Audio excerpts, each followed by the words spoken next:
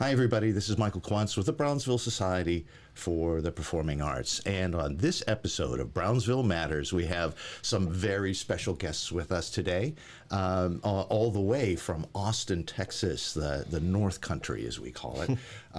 And we have as our guests, we have Chris Kiley from Texans for the Arts. We have Gary Gibbs for the Texas Commission on the Arts, the executive director we have here for both of these organizations. And we have Laura Wiegand from the programs. You oversee some 1,500 programs, is that correct? Grant programs? Grant applications. Grant applications.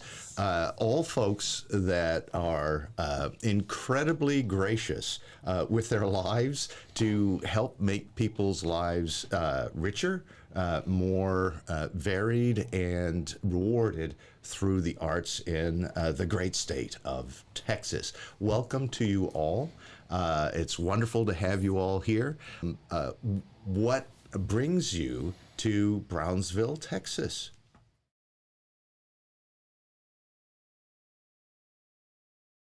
We were invited to come by our commissioner, Diane Garza, who is a native here in Brownsville and is appointed by the governor of the state of Texas to serve as a board member of our commission.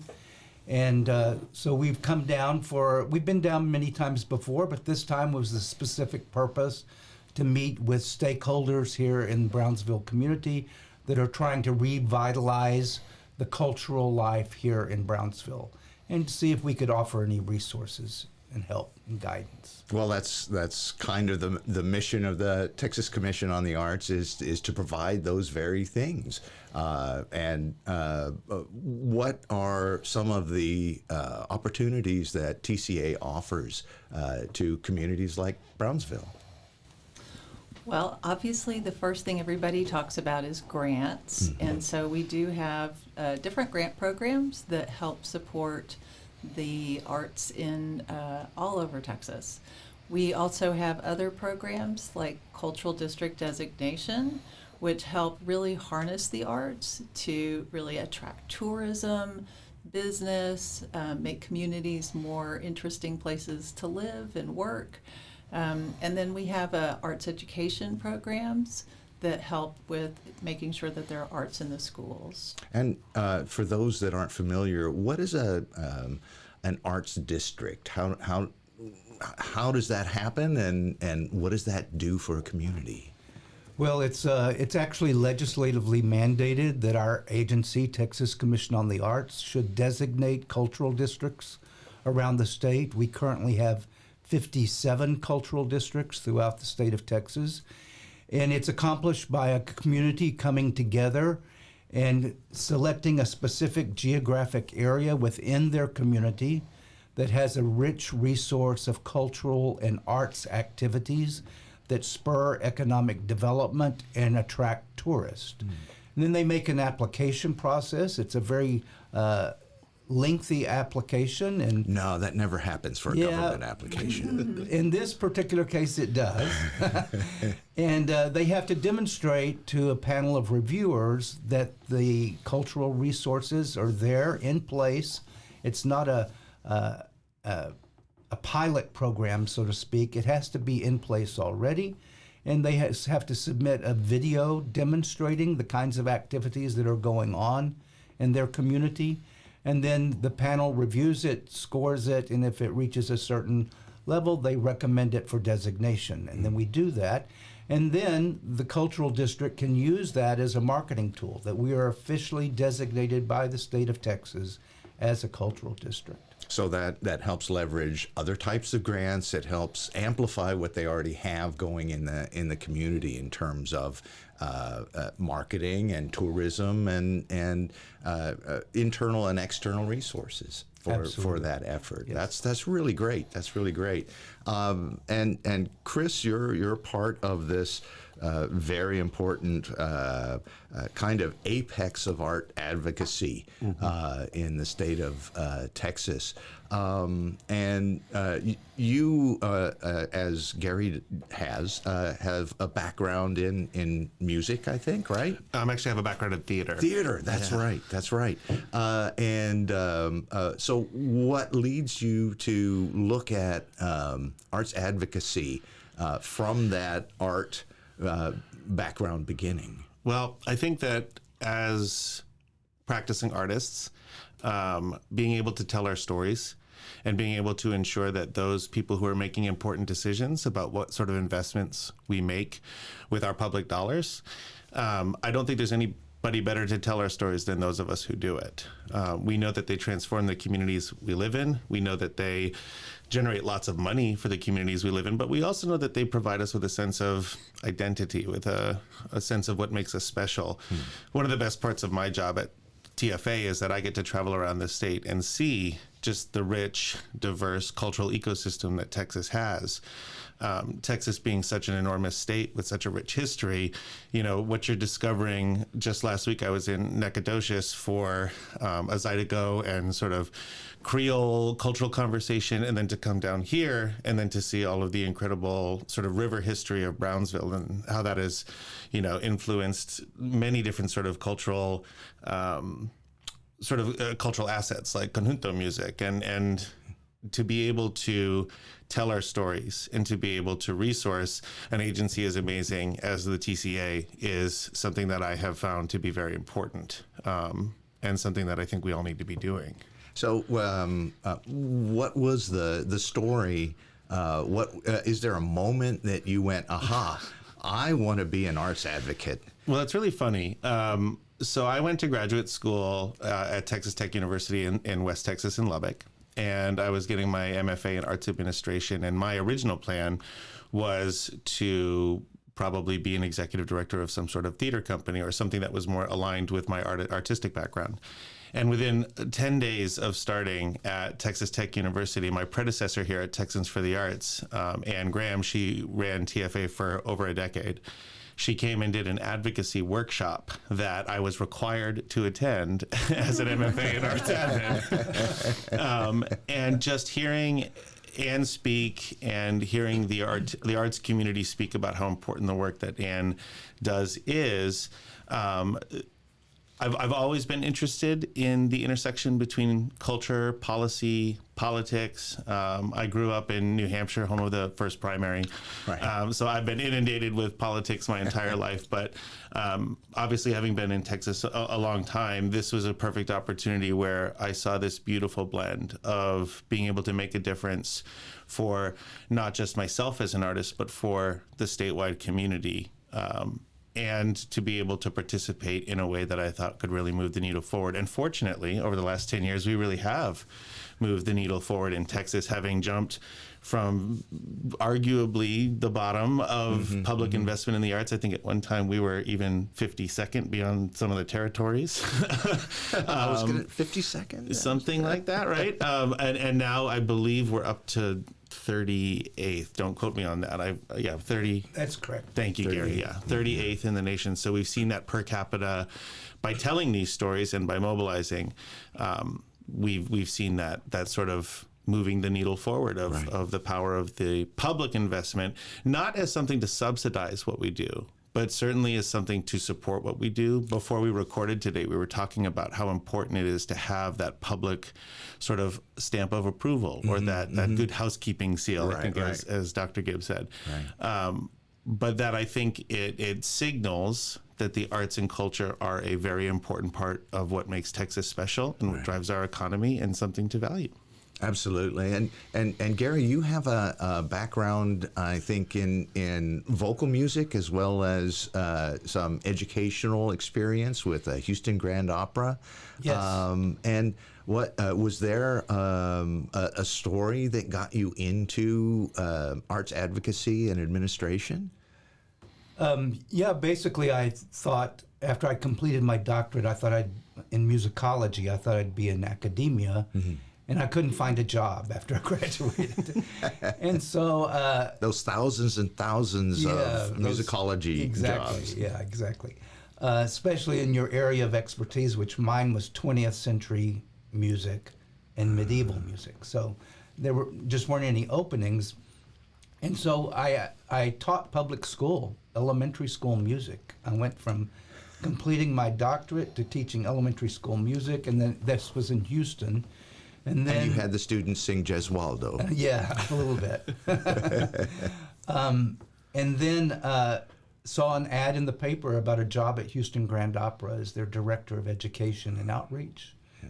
I applied and got it. To make a long story short, I was there for 16 years, working primarily with schools and students and developing programs that received national recognition. But another part of my job was politics. I interacted with the city council to make sure that our funding from the city was secure. And so that kind of led me then to the state agency, where I do the same type of thing, direct the agency's work in all of its aspects, but also testify every session before the Senate Finance Committee and the House Appropriations Committee and ask for money. Yeah, that's really front lines advocacy, isn't it? I mean, that's the point of contact for that kind of public support. And Laura, what brought you to the Texas Commission on the Arts? Yeah, well, my background is in visual arts and museum studies. So I worked in a couple of museums, and then I found my way to the Texas Association of Museums. So went from individual museums that were serving communities to this organization that served all of the museums in Texas. And I was doing a project for them where I was going around and interviewing all of the different museums and finding out about the resources and collections that they had all over the state, which was an extraordinary opportunity. And from that, I learned about the Texas Commission on the Arts because TCA actually funded that project. And so I started developing a relationship with the people at the agency. And over time, it became sort of like a natural kind of course for me to move into TCA. And, you know, I went from getting to see things from sort of a smaller microcosm to a bigger statewide level. And at TCA, we work across the country with partners all over. And so really getting to see how the arts impact the different places in different ways, and getting to make sure that there are arts in all communities, because not every community has a museum. And that is something I believe everybody should have access to. And you shouldn't have to go to another city to have that experience. You should be able to see really high quality arts in your own hometown. Yeah, and by the way, that idea is the wellspring of the very existence of the Brownsville Society for the Performing Arts. Sure. You shouldn't have to go a far distance, pay a lot of money, create a lot of expense and focus for something that should be just part of the community. And from your perspective of seeing things in such a broad view, you really get to see the impact in a bunch of different communities and really get to feel and realize, even on an emotional level, how much that contributes to the well-being of communities. As you were saying, it goes way beyond the economics of a community, although we know that that's super important because that supports the entirety of the community. But it seems that, at least in Texas recently, due to the efforts of arts advocates, we do have that amplifying opportunity through TCA, through the efforts of TFA. And it seems ironic to me that arts advocacy, especially strong and effective arts advocacy, is so necessary. We often don't advocate to have a steel mill in a community, although some may, or a service sector industry in a community. But it's ironic, since humans have existed, we've done arts of all manner, going back to Stone Age. What do you think is the reason that arts advocacy needs to happen specifically? Is there a disconnect in people's experience? I think it's just a question of, excuse me. I think it's just a question of having the conversation about the value that the arts bring to our communities with people who have very different experiences. Mm-hmm. It's not as easy to simply say the arts matter XYZ. Trust me, at TFA we try to solve that problem. But I think that everyone has their own unique experience with how the arts have transformed their lives or how they've touched their lives. The arts are very different in a community like Fayetteville, Texas, east of Austin, and this tiny little community, and what it does for them versus some of the institutional power the arts have to really uplift communities in places like Houston. So you can't really talk about them in the same way. So I think part of why it's necessary is to be able to tell the right story to the right people. Sometimes it's because there are underserved and unheard voices in a community that need to be heard. Sometimes in places like Brownsville, you have this super rich history. All of those things are important. So I think the reason that we have to advocate for those, that sort of public investment, is because I think that's a story that oftentimes needs to be told specifically and isn't told enough to those in power. Yeah. So, Gary. Yeah, Michael, I was just going to add that I don't think it's that unusual that we think of the arts as the creative industries, and all industries have to advocate on their behalf. Mm-hmm. Elected officials are inundated with multiple different constituencies that have their priorities, and the arts have to be there as well, making their voices heard.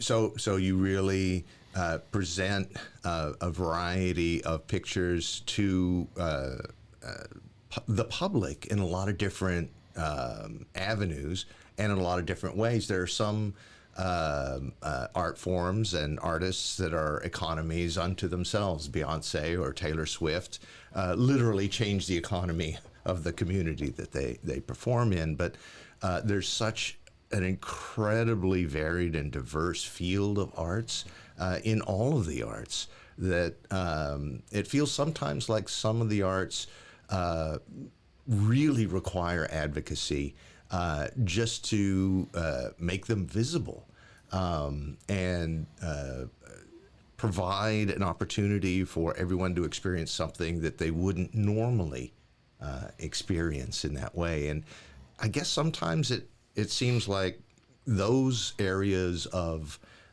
less popular artistic forms or styles within a form seem more ephemeral. They don't exist, for example, online in your Instagram feed as much, and it's really hard to get a sense of something that only lasts 30 seconds to a minute. And I think maybe the most important part is that visibility, is creating that opportunity for visibility for continuous and even new support. I would also add that something that happens a lot in my arts advocacy work that's constantly surprising me. For whatever reason, sometimes our elected officials, perhaps it is because they're so inundated with competing, although worthy interests, they don't see themselves as maybe having regular experiences with the arts. I can't tell you how many times I've gone into a legislative meeting and the person I'm sitting with says, "Oh, I'm not artistic at all. I was just in band for 4 years in high school, and my daughter's in nine visual arts classes." And you have to remind them that it touches everybody in some way, and it really does. But I think that is something that part of why arts have to advocate for themselves is that sometimes our elected officials, and I think people in general, don't realize that everywhere you go, you are surrounded by the arts, whether it's the actual arts themselves or the design that goes into everyday items that we're using. There is some level of creativity that you are touching hundreds of times a day in some form or fashion. And it's just a little bit maybe below the surface. Yeah, and as you mentioned, the arts industry, it's really the industry of creativity in anything that has to do with design or origination kind of thinking. And there's some really good evidence that melding that concept with industry, that of creativity, is really productive and kind of the heart of innovation. Yeah, regardless of the industry today, the demand for the workforce is I want somebody who can think creatively, who can problem solve. And those are skills that you gain inherently by participation in the arts. Well, and I also think that, Laura, you mentioned traveling widely and experiencing different communities and a lot of different cultures within those communities, but they're all based, hopefully, on people that are existing in those communities, and the arts tend to provide that opportunity for communing, to come together, whether it's in a space like a museum or like a concert, and experience something together. And make that a social moment as well as that unique experience of whatever language art is. Absolutely. You know, the arts absolutely bring people together. They help people through emotional moments. It's a way that you can heal. It is a way you can celebrate. It's a way that you can build those shared experiences that become touchstones that you go back to, you want to revisit maybe year after year, those kinds of things. You know, it's a very special thing, and it should be part of everybody's life. And there's so much evidence now that because every generation now has the magical computer device in their hand, and even when they gather around a table, there's no personal communication from or between those in that gathering. They could be texting each other and sharing reels and that sort of thing, but there's that layer of remoteness, and it's almost cold in terms of that type of socialization. And the arts are totally different. It's experiencing, if you go with a group of folks, especially, everybody becomes one in that moment. And all of those tendrils of that moment around it, when people gather in the lobby, they're talking about it in the car on the way home or two from the event, or they meet some folks for dinner afterwards. That's more of what we understand is healthy for everyone. Yeah, I think you make a great point. I think if you go back, a really good example of that is looking back at 2020, when the pandemic first hit and we were all locked up. People were aching to come back together. And what were they aching for? They were aching for concerts. They were aching for a chance to do these communal things. Because I agree that the superpower of the arts in many ways is the power to have human-to-human connection and to be able to talk about something, experience something together, look at a piece of artwork together. And when we don't have those opportunities, or when they're stripped away like they were during the pandemic, you could see it almost amplified, just the superpower they have. Because as soon as we could, the first thing we were trying to do was have our concerts. And even when we were in the midst of it, people would be on their porches playing guitar for people driving by in their cars, you know. Or French horn. Finding anything they could, any way to connect. And the arts, I think the arts were an enormously important way that we actually survived that sort of isolation and the trauma that was created through those years. Absolutely. It's such an intensely communicative behavior that we have. that the arts can spur people to feel things that are deeply seated within us, from simple nostalgia to cathartic sorrow to joy to being compelled to move with a really strong beat. So in terms of the successes of the arts advocacy in Texas, Gary, what is there anything that you see on the horizon that we might be attuned to for arts in Texas? I think it's important that the public realizes, many Texans don't even realize there is a state agency dedicated to the arts and the creative industries. And it's important that all voices be heard. And so when they're contacting their elected officials about any issue, they should throw in, and yeah, I support the arts too, and you should as well. So I think on the going forward, we're very successful with our partners at Texans for the Arts and the Texas Cultural Trust in getting an increase in our budget this last legislative session, when many states across the country saw declines in their arts funding. So I feel very fortunate about that. It's about the good work that we're doing and the importance that they realize it's a bipartisan effort. It is nonpartisan. The arts impact everyone regardless of your political leanings. So I think that is the message that we as Texans need to continue putting forward in regard to the creative industries, that it impacts us all, it benefits us all, and it's worth that investment. Yeah, very much so. There's almost no single part of economy or the day-to-day experience of folks like the arts have. I was talking before about this lovely podcast table, and it is a very artistic and functional design both at once, and it fits perfectly in our wee space here because it doesn't detract from all of the great art that Gabrielle has posted on our wall for us. And representative of the community of artists that we have here, including Gabrielle. So Laura, how do entities take advantage of the opportunities that TCA presents? How does somebody go about contacting TCA and looking for some support?